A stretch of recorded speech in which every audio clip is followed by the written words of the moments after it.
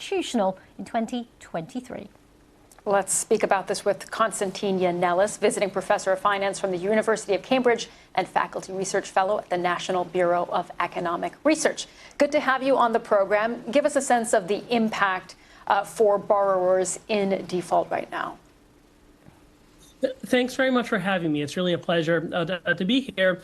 This is simply going to be catastrophic for many borrowers. So the student loan landscape in the United States has been in flux for the last half decade. Since March of 2020, many student loan borrowers have not been making the payments.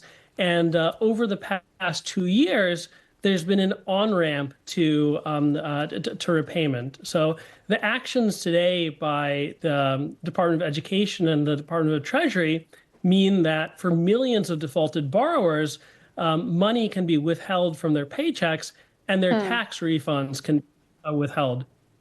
So there will be people watching this thinking, if you're defaulted on your loan, it is time for you to start paying that back. So what is the big deal here?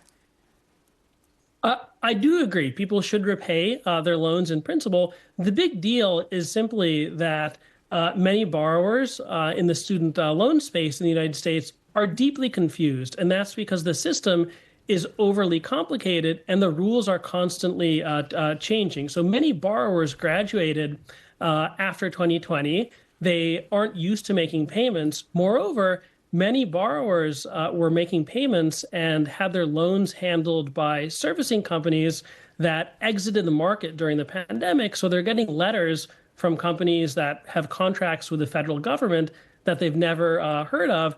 And they're unable to repay their loans simply because they don't have the right information. So people at loan servicers have to say that if they can get in contact with borrowers, they can usually get them to repay, because most borrowers don't want to default. Defaulting is a very bad option, and there are better alternatives for almost every student loan borrower.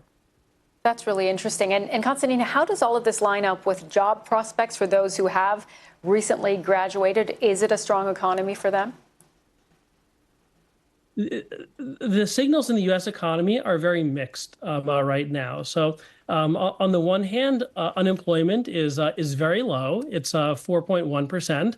The latest jobs numbers were very good. In April, the U.S. economy added 177,000 jobs. On the other hand, there's tremendous uncertainty. As we've all seen, there were tariffs announced and then blocked, and this uncertainty is causing businesses to pull back investment. Managers just don't know what the rules will be in 6 months, so the optimal thing is to do nothing and often not hire. So there's tremendous uncertainty for many borrowers. Moreover, inflation has been very high since 2020. Prices are up almost 25%. So an extra couple $100 a month for a student loan payment is a lot for many borrowers.